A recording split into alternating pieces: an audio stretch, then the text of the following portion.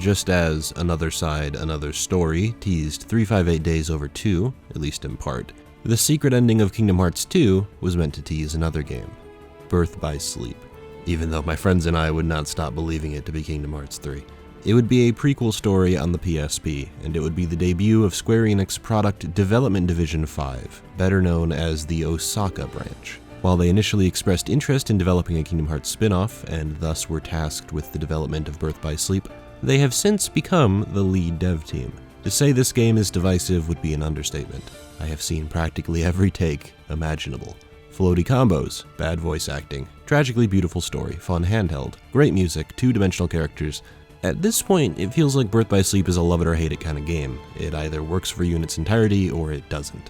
It's like a litmus test for Nomura's writing. If you find yourself enjoying it, you're on its crazy train forever. If you hate it, you'll probably want to burn that train to the ground. I don't want to just boil this down to two camps, obviously people can exist in the middle, but I feel like we all tend to lean toward one end or the other.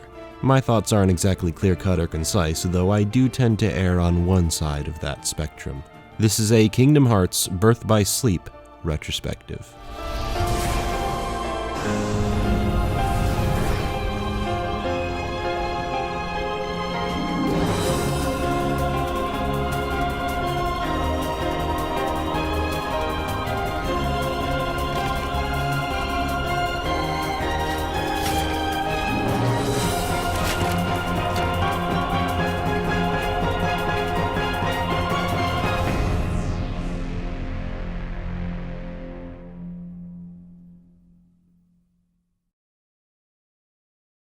On the last episode of Nomura's Wild Ride, Roxas, Axel, and Xion became fast friends in the organization.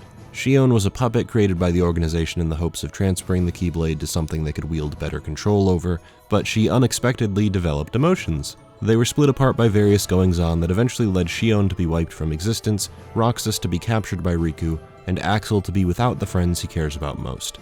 This is probably the most straightforward recap I've ever done. Not a lot actually happened in Days, it was more about the experience. I guess you could throw in the hint that Xemnas had an alternate agenda and that Xigbar saw someone who looked like Roxas reflected by Xion. Where Days was an interquel, Birth by Sleep is a straight-up prequel. Nomura has stated he had ideas in his head already about Terra bestowing a Keyblade onto Riku, so it's clear the purpose this was supposed to serve. It explains a whole host of plot points previously left up to interpretation. What is Castle Oblivion? It's the Land of Departure's closed state. Why did Riku get a Keyblade? Terra performed the ceremony on him.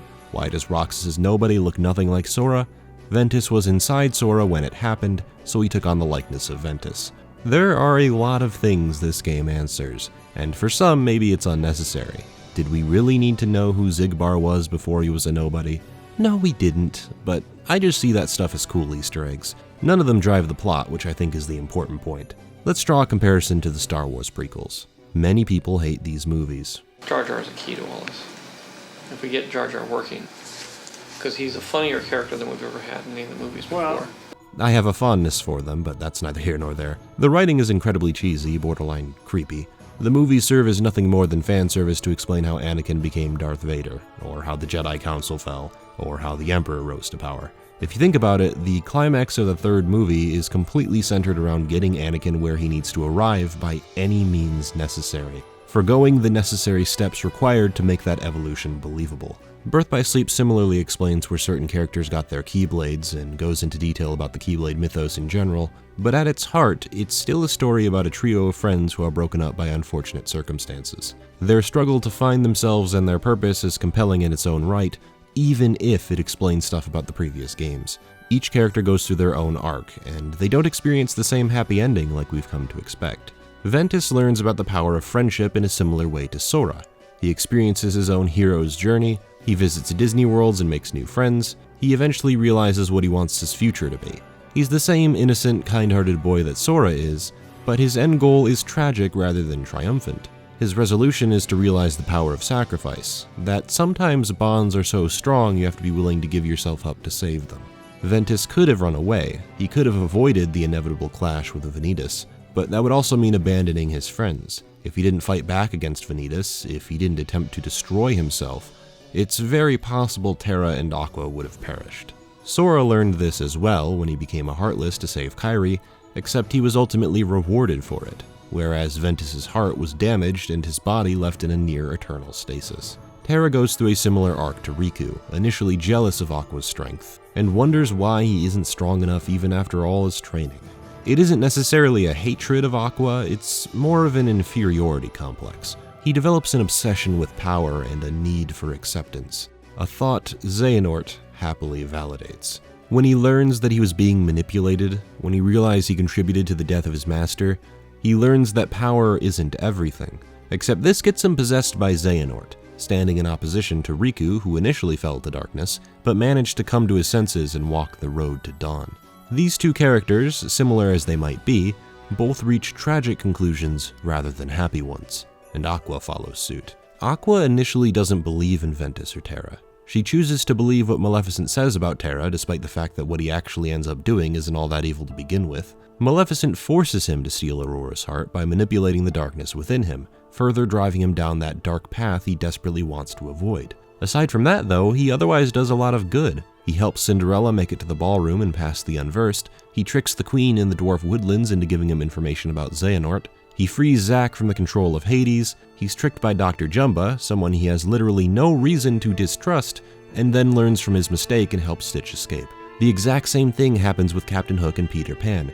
He switches sides and helps out the moment he realizes he was wrong. Look at this from Terra's perspective. Sure, Master Xehanort is leading him down the wrong path, but he's only really fucked up once, and it wasn't really his fault. Look at all the good he's done throughout the worlds. He almost succumbed to the darkness, but he made it out every time. When he learns that Aqua was sent to keep watch on him, he's understandably hurt. Ventus is constantly being told to go home, and he interprets that as a lack of faith. He develops his dream to become a Keyblade Master by traveling to other worlds and helping people. He wants to attain the same status as his best friends in the world, and here one of those friends is telling him he can't do it. By the end of it all, Aqua learns how important it is to believe in her friends and stop doubting them. Except that comes after both Terra and Ventus have succumbed to their fates. Maybe it isn't fair to paint Aqua as quite that heartless. Obviously it comes from a good place. She's the mama bear of the group, so I think it just comes down to a classic case of overprotectiveness. It's not that she doesn't believe in her friends per se, she just doesn't want them to be put in harm's way. Now that she's a Keyblade Master, she feels like she has to burden that on her own. Ventus interprets that as arrogance, but really it's just misguided priorities. I really like this dynamic. It's fairly atypical of a hero's journey. Each of the characters have something to learn, but they learn it too late, and what it results in is tragedy. I'm not trying to claim this is high literature, but it made me feel for all three of these goofs. The parallels drawn between the various trios say a lot about a person's upbringing and how it can affect them. It seems as though Aqua and Terra were raised to be Keyblade Masters from birth, and Ventus joined somewhere along the way. I guess if you dive into the Ventus lore, he went through a lot of shit that he doesn't even remember, but that's for another day. All the main trios start out trapped somewhere, but they all respond differently to their situation. Sora, Riku, and Kairi want to leave their world in a romantic sense. Roxas, Xion, and Axel are bound to a job they don't particularly care about, but end up finding a kind of solace in their friendship before it's ripped away. Terra, Aqua, and Ventus are all fixated on becoming Keyblade Masters because they were raised with that goal in mind. When we constantly see them sparring in flashbacks, it's because Keyblade training has basically been their entire lives. No wonder that led to conflict. It is a toxic environment to grow up in.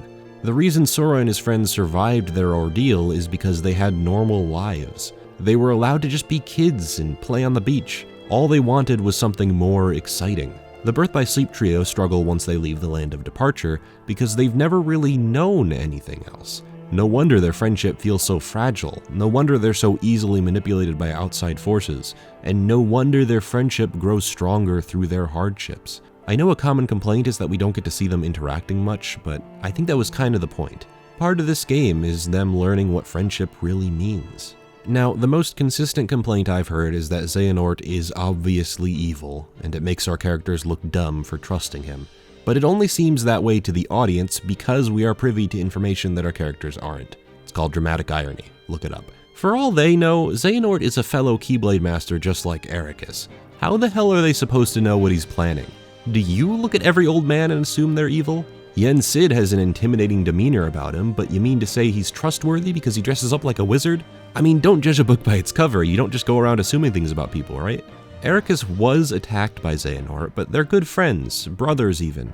It says so in the reports, and even outside of those reports. It's clear that they have a pre-established bond. To me, it's no different than Sora not giving up on Riku even after all the awful things he said and did. Kingdom Hearts isn't the kind of series where you just give up on your friends. Tragedy strikes most often when you abandon that sentiment. When Ericus attempts to strike down Ventus in a last-ditch effort to stop Xehanort's plans, it was a moment of weakness for him, one where he gave in and tried to take the easy way out. He died because of that.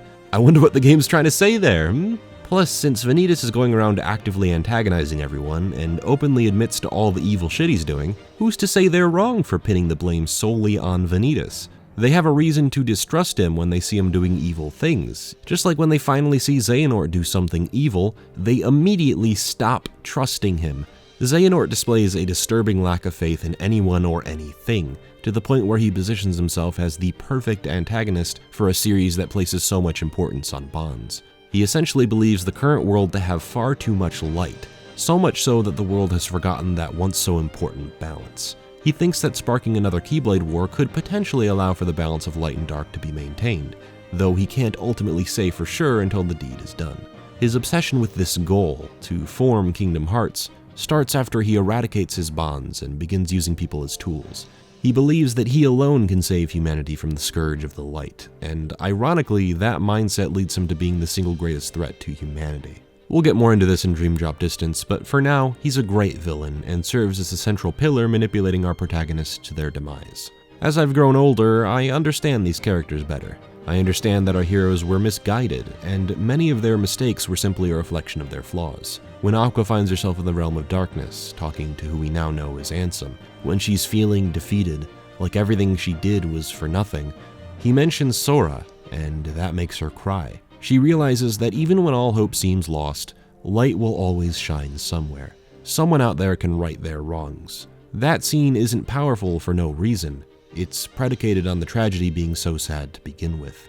I like how the Disney worlds are more closely linked with their progression as characters. They all learn something by going to new worlds. Not only does it bring some much-needed levity to the darker story, it gives us crucial information about them and lets us grow attached to their struggle. The Disney worlds are part of their journey, part of the reason they reach the conclusions they do. I wouldn't have these games any other way. So, don't get me wrong, these games are very silly, I recognize that. I learned that you don't always have to bend the rules to reach your goals. Oh. All this time, I've been staring into the darkness. But to say that because they're silly, there's nothing to dig into here would be a little disingenuous. However, when people say it ruined a bit of the magic present in the original games, I can sorta see where they're coming from. There's evidence in the first game that the Keyblade has a mind of its own, and that it chooses its master. Keyblades weren't thrown around willy-nilly. You had to be a special kid to wield one. Birth by Sleep's explanation of why Riku or Sora have Keyblades is sufficient. It works, but it does detract from the mystery a bit. I do think this was a necessary step to take as the story evolved and the stakes became bigger, but the effect it ended up having was not all positive. You can kinda still imagine the Keyblade chose Sora because he had a strong heart, but when you realize that it was supposed to be Riku's, and the reason for that is because Terra gave it to him, it's harder to buy into the struggle between good and evil, when it was just Riku's birthright anyway. Now you can chalk Sora's ability to wield it up to Ventus housing himself in Sora's body, rather than it being his inner strength and bonds. I can MacGyver my way into a world where the Kingdom Key itself is an anomaly of the light world, one that chooses its master as the foil of the Kingdom Key D, but the fact that I now have to jump through these mental hoops is not a good sign. Though it does raise an interesting question about Sora's ability to wield it that we can talk about once we get to Kingdom Hearts 3. I don't even have much of a problem with the voice acting. People act as if it just sounds bad. I've never understood why that is. Aqua is very soft-spoken because that's the kind of character she is. She doesn't openly emote much, so it makes sense to me that she wouldn't emote much in her dialogue. I can relate to her in that way. I have trouble outwardly expressing my emotions, especially through my speech and expressions, and in that way I think I've subtly connected with her on a level I hadn't realized until writing this. Ventus is voiced by Jesse McCartney, who still does a great job like he did with Roxas. Vanitas is voiced by Haley Joel Osment, who does a wonderful 180 performance for a character that is literally darkness incarnate, coming off Sora, who is basically the embodiment of light. Leonard Nimoy has that perfect raspiness that sells me on Xehanort's wicked sense of justice, and Mark Hamill similarly sells me on Ericus being a somewhat misguided master. It works even better after watching The Last Jedi. Terra, though, yeah, I can kinda see that. Maybe he could have put a little more in. Are you Peter Pan? That's me. The light is not yours to take. I get that he broods a lot, but compared to someone like Riku, he just comes off about as interesting as a plank of wood. If anything, the dialogue is what ends up feeling the most awkward. When Aqua asks Ventus if he's alright, moments after he's frozen solid and thrown off a cliff by Master Xehanort, I'd be hard-pressed to blame Willa Holland for that. There's really no good way to perform this line, because it's a dumb thing for Aqua to ask in the first place. The pace of the story flies by way too fast because it's attempting to accommodate the PSP to tell 3 bite-sized stories as opposed to 1. Each character goes through the same amount of growth Sora or Riku would over the course of a full game, except that means they only get around 6 hours of development overall. I can see now that Terra is a misguided soul, but when I first played the game, I really hated him. I thought he was a big dumb idiot because he's only in each of the Disney worlds for about 5 seconds, so any of his faults become even more glaring unless you give it more thought. When Ericus attempts to strike down Ventus, it feels like it comes out of nowhere. It's only upon recognizing just how useful Ventus is to Xehanort that it morphed into a lapse of judgment. It's easy to see why Aqua is the fan favorite. She gets the extra story at the end, she gets the most development, and as such, she feels like the main character. I wish we could have had more time to explore them. I often wonder if this game would have been improved by having one big campaign rather than 3 separate ones. I get what they were going for. They could fit more content into it all since you'd be playing it 3 times to get the full story, and it was essential to separate them all for their individual arcs. But it also means they don't get much time together. The time they do spend together is the exact same across all 3 playthroughs. Sometimes the scene is extended, but it will mostly play out shot for shot, word for word identical. I can't help but feel Sonic Adventure handled this better, where dialogue would subtly shift based on which character you were playing. Tails interpreted the events a little differently than Sonic does, and that goes for the entire cast. It breathes some much needed life into their characters, and prevents the repeat scenes from feeling repetitive. Birth by Sleep will often replay cutscenes in their entirety with 0 differences, and it can get very tiring, especially when you have to sit through the same scene just so you can see 5 seconds of new content. Terra, Aqua, and Ventus are all split up the moment the Mark of Mastery ends, and from that point, Terra meets Aqua for about 5 seconds. They all meet up in Radiant Garden to take out an Unversed, get angry at each other and leave, and then finally team up at the end where they all fight separate battles anyway. Yet, I do think it was worth it in the end. Driving them apart heightened the ending tragedy, and it was clearly an inverse of the dynamic between Sora and Riku, who eventually got over their differences and were on good terms by the end.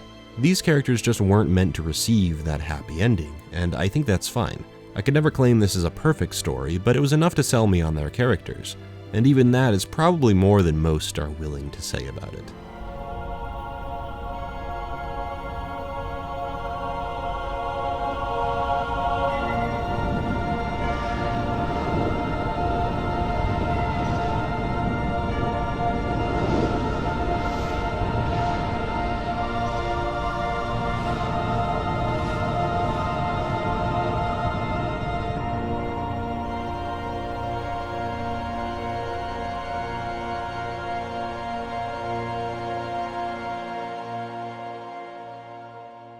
Aqua. Ven. One day, I will set this right. Okay, here's where things get a little spicy. Whip out the command deck and the whiskey. We've got a discussion. Firstly, toss out any notion that this will be competing with Kingdom Hearts 2.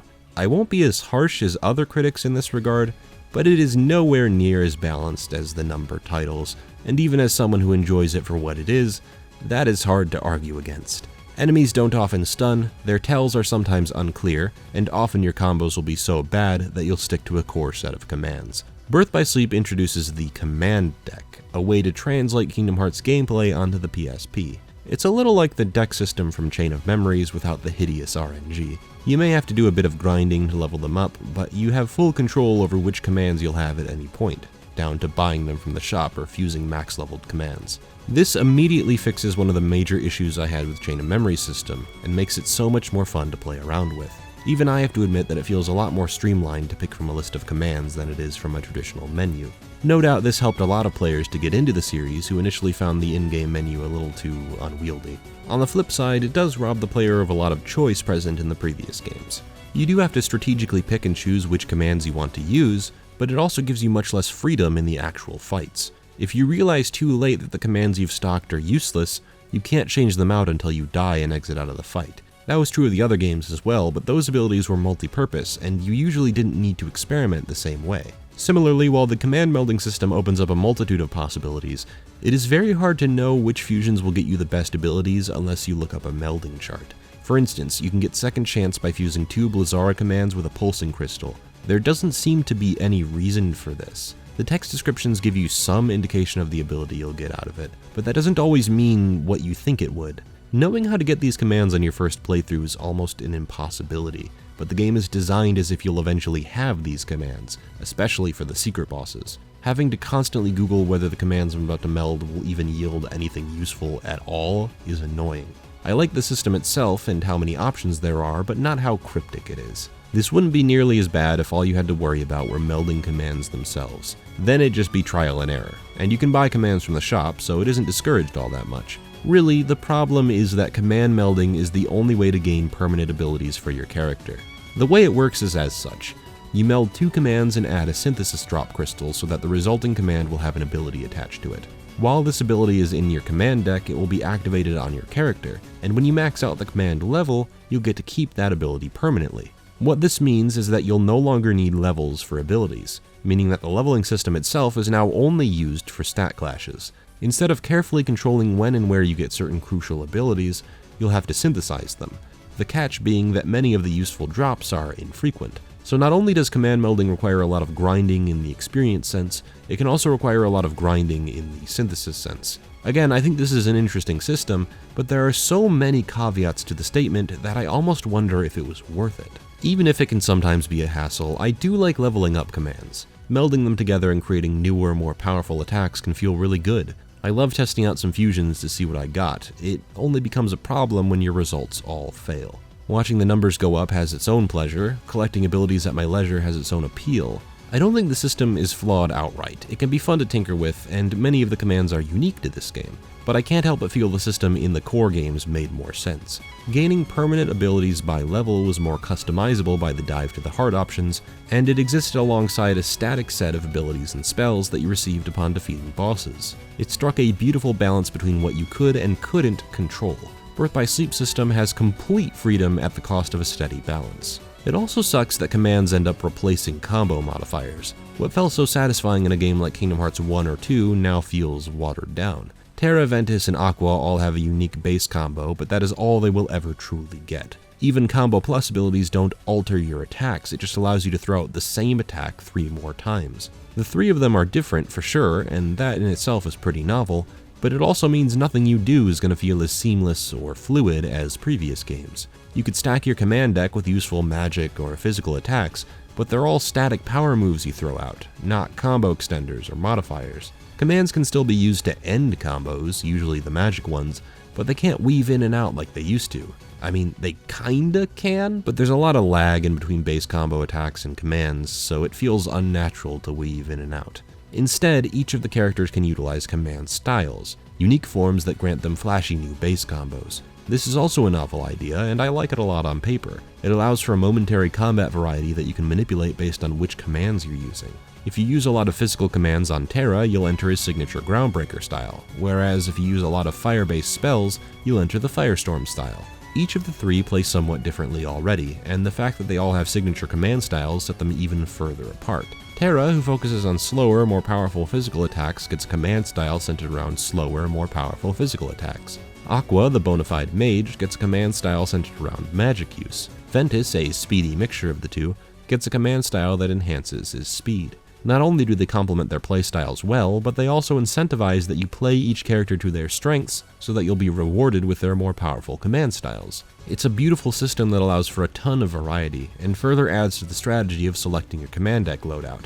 D-links add to this even more, allowing you to link with another character and use a set of pre-configured commands, while also making use of their unique abilities. For instance, Terra's biggest weakness is that he's really slow. He doesn't mix well with some of the enemies and bosses, and many of his commands end up missing the mark entirely. I found the best way to make Terra more fun is to D-Link with Ventus, level it up once, and watch as Terra flips around the arena like a fucking acrobat. Many might say this is a band-aid to an otherwise boring playstyle until Terra grows into his own near the end, and you'd be right. Base Terra, especially early game, really sucks. D-Links are almost the sole reason his campaign is even fun until he starts getting access to his more interesting commands like Ars Solum, but I can't tell you that it isn't still fun. It's also a brilliant way to tie into the friendship is power motif these games go for. Aqua can link with Ventus, imitate his signature style, learn from him as a friend. She can learn from her friend's fighting styles, but she will never be able to master them because she has her own signature style she can actually control. Just like the player can only really work with Aqua's strengths and weaknesses, but can momentarily harness another character's abilities. It also makes it easier to play a character with a playstyle you might not be overly fond of. Don't like how magic-focused Aqua is? You can D-Link with Ventus or Terra to mitigate that. What I can say though is that D-Links are really only so fun since you can choose when to enter them, similar to drive forms. They're dictated by a gauge near your health bar, and you can't activate one unless it's full, so it's balanced well in that regard. What doesn't fare as well are the command styles, which you're forced into whether you like it or not.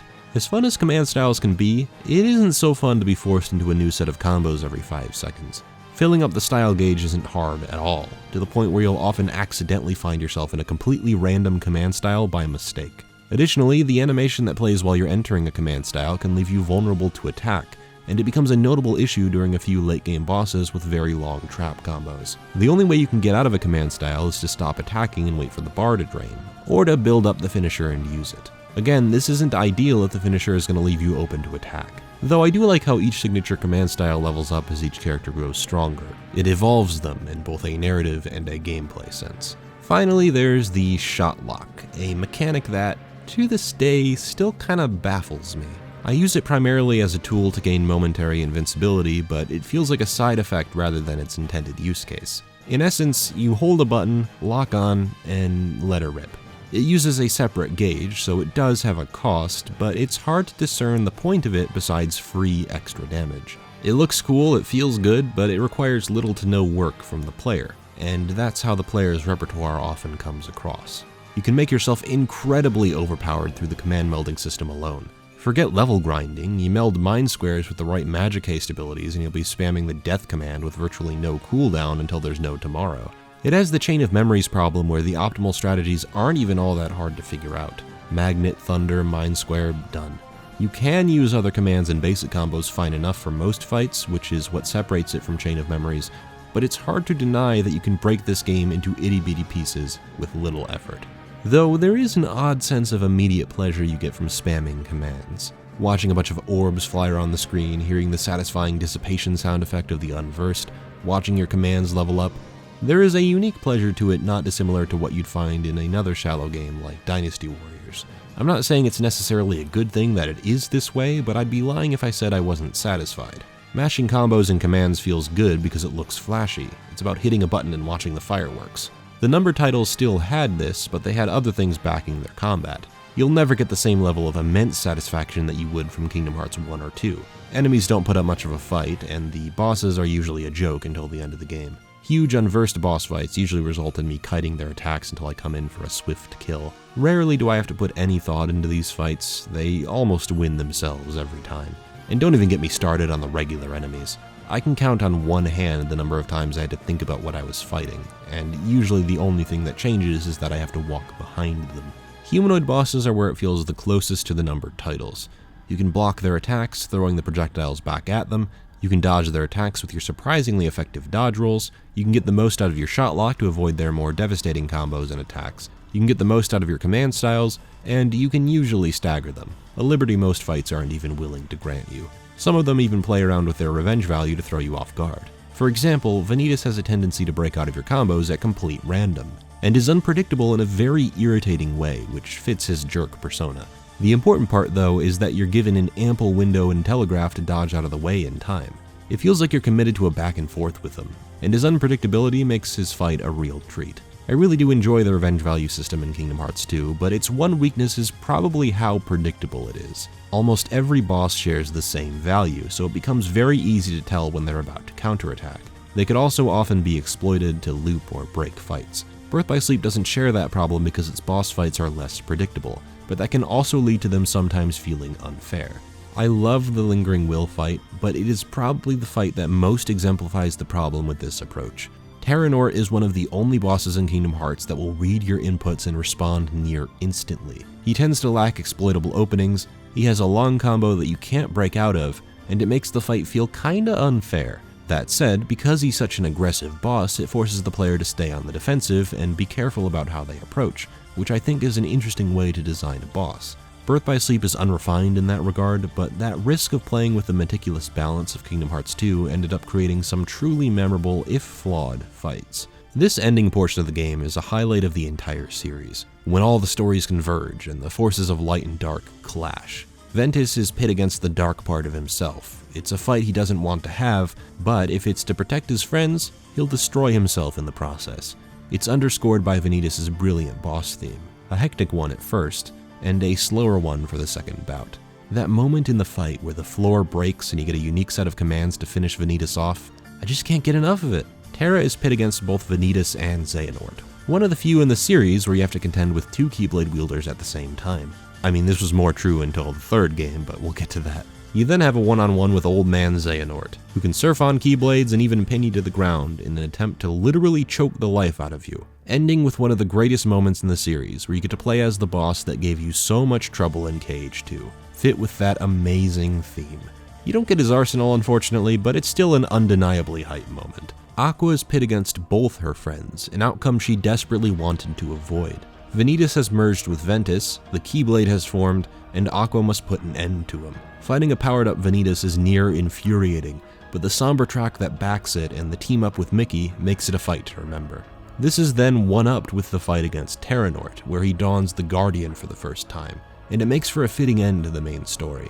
Aqua must prove that she's a master by beating Xehanort once and for all, though she tragically fails and is only able to offset that tragedy for another couple of years. I just love the grandeur of it all. Friends pit against friends, the villains pulling out all the stops, the Keyblade War coming this close to fruition. The heroes don't come out unscathed. No matter how hard you fight, you can't prevent the incoming tragedy. I think it's a beautiful endgame, probably my favorite endgame in the entire series. I adore the final encounter of KH2 and the spectacle of it all, but I do think it drags on a little longer than I'd like, and has a few choice elements that aren't as exciting. Specifically the fight against the giant dragon. It just feels kinda out of place. The Birth by Sleep finale is paced a bit better overall. I think we often forget just how impressive it was to have Kingdom Hearts in its full glory on a handheld device.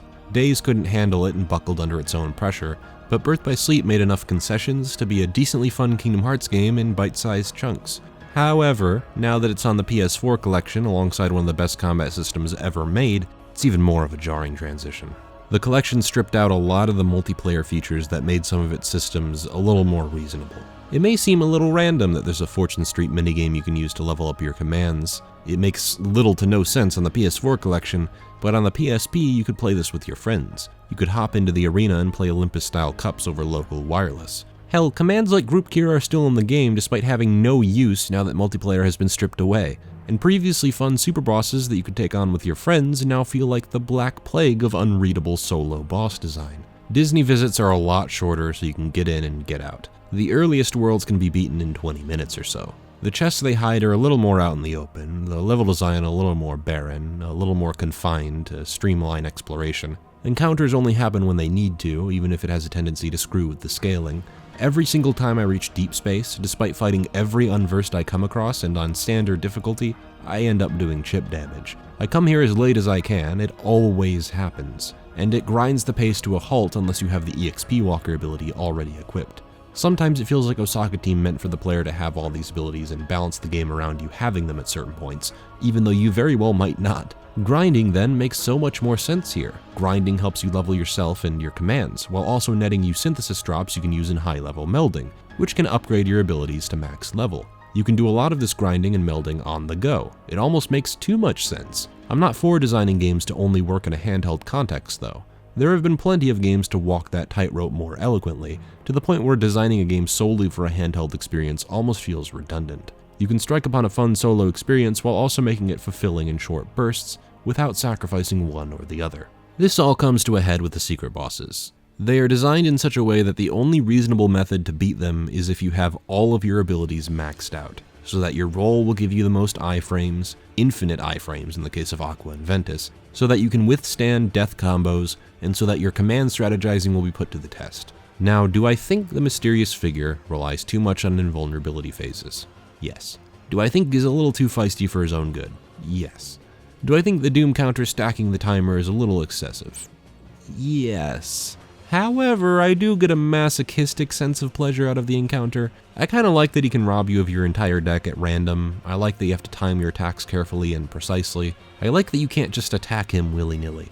If he calmed the fuck down and laid off the espresso, he'd be a lot more fun. Mysterious Figure in Kingdom Hearts 1 felt like he didn't slot in very well with the original game's design, but in Birth by Sleep, it was designed with everything in mind. It is the true test of this game's mechanical skill set, and it reveals all the strengths and weaknesses of that skill set. This mirror, unfortunately, reflects just how much the difficulty selection doesn't seem to matter. I praise the critical mode of KH2 for lowering your defense while raising your offense. It improved the flow of the combat while also making you pay even more attention to your actions. Proud and critical mode in Birth by Sleep both have the damage you deal and double the damage you take, basically meaning they tweaked a few numbers and now everything takes longer. All critical mode grants the player is 2 additional command slots at the start of the game. And in a game that already has scaling issues, it makes any difficulty other than standard a tedious slog. It's a damn shame that Birth by Sleep's combat is so ill-conceived that it lacks the depth necessary to make it anything more than decent. But you know what?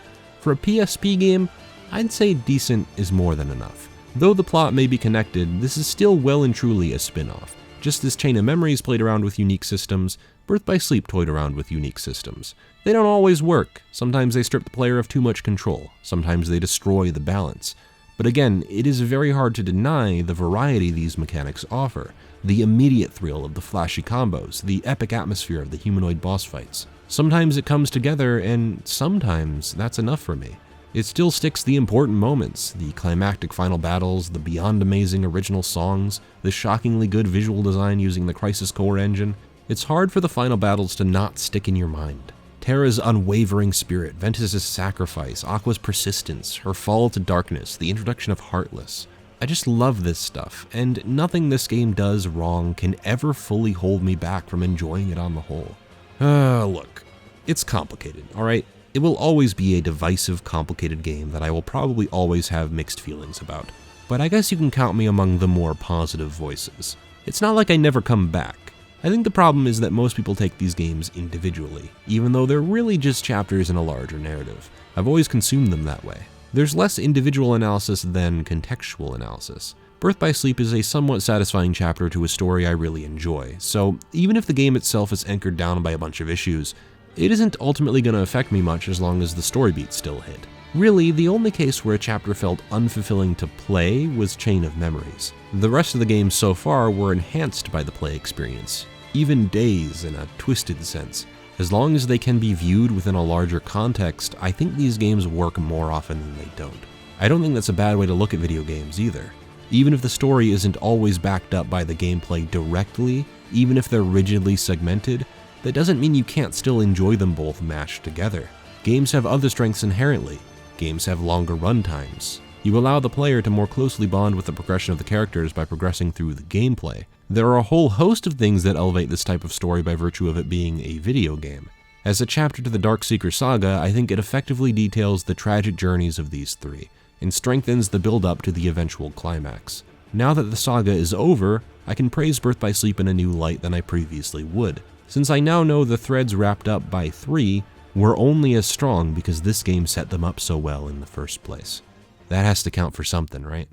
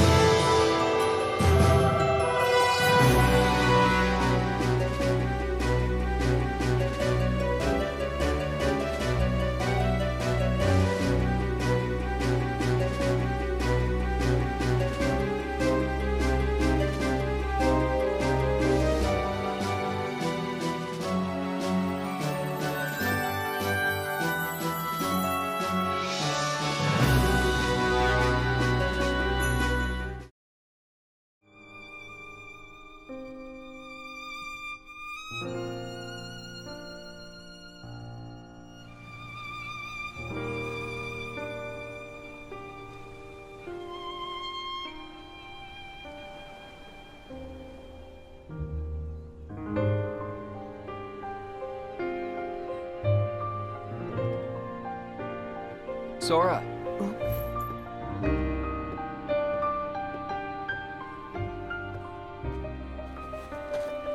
Riku.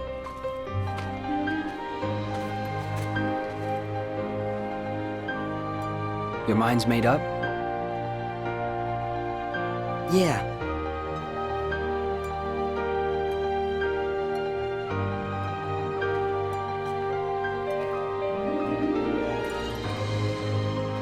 Sora.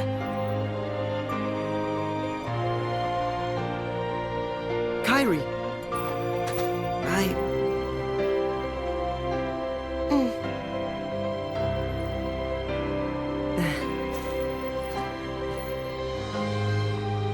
It's just, they really need me. I have to go.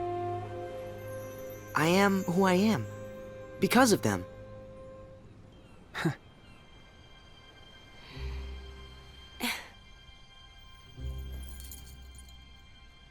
See you soon.